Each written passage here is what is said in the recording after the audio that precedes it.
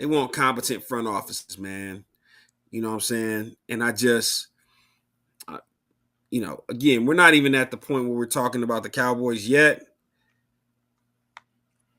But the Cowboys are not a competent front office, right? It's what Smokey say on Friday.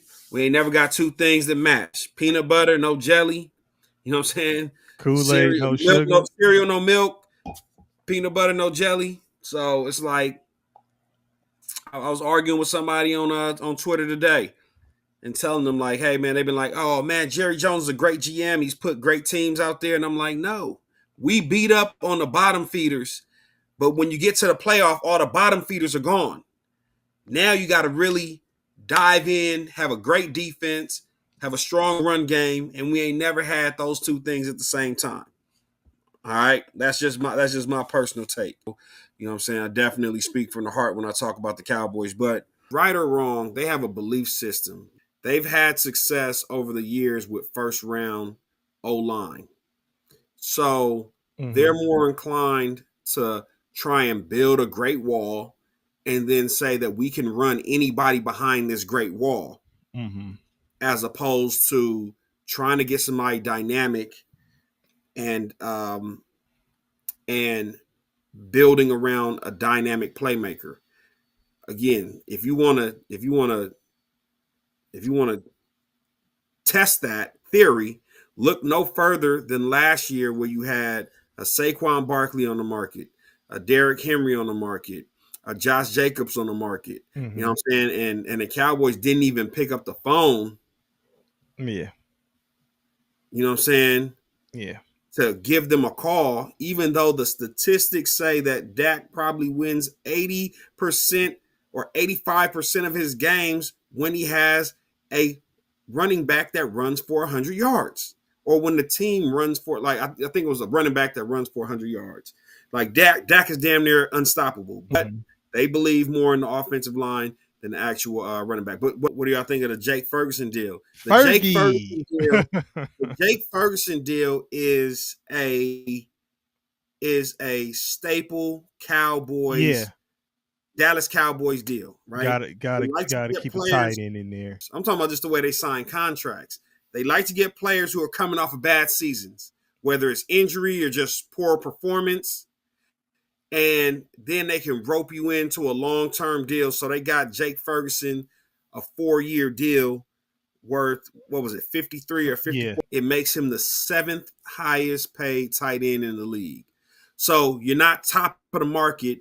You're right there, and you're in the top 10, but you ain't making no noise as far as like trying to push to be the guy.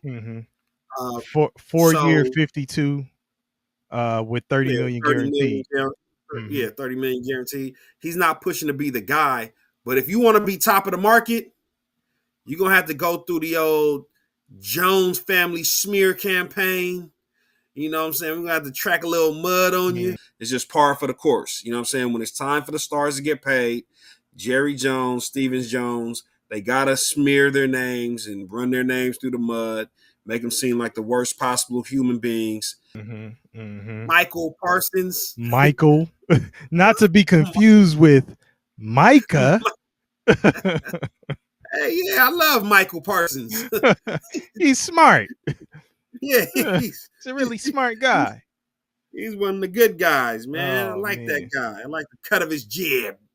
And then after they done built up all the hype and got him on ESPN for 3 weeks straight, and the season's getting ready to start, and that person hasn't been at camp and he hasn't been getting the valuable reps, then Jerry Jones is going to pay him top of the market. So it's, at this point, man, we used to it. We already know what it is, man. Rinse, you know what I'm saying? Wash, rinse, repeat. And they still operate, under, hey, man, when they tell you about back in the day, you could have bought a Buick for $5,000. $5,000. I don't know what they sell for now. But the point is, the price of a Buick went up. Like, exactly. Like, if you don't get that shit out of here, like, but that's what I'm saying. Like, it's what it is. What it is it's out of touch with your fans. Yeah, right. So So we got he to keeps make the bringing up. distinction. But listen, even when he talks about himself as the GM, right? He keeps going back to, hey, I remember that year in I with think it was '90 with Emmett, with Emmett Smith. with Emmitt Smith. Oh, I remember that year that Emmett held out. And Right. then, we didn't bring him in until like after we went 0-2 and we brought him in after 2 games and we went to a Super Bowl. So Yeah. because that shit led to a Super Bowl, you're gonna drag CD's contract out, you're gonna drag Dak's contract out.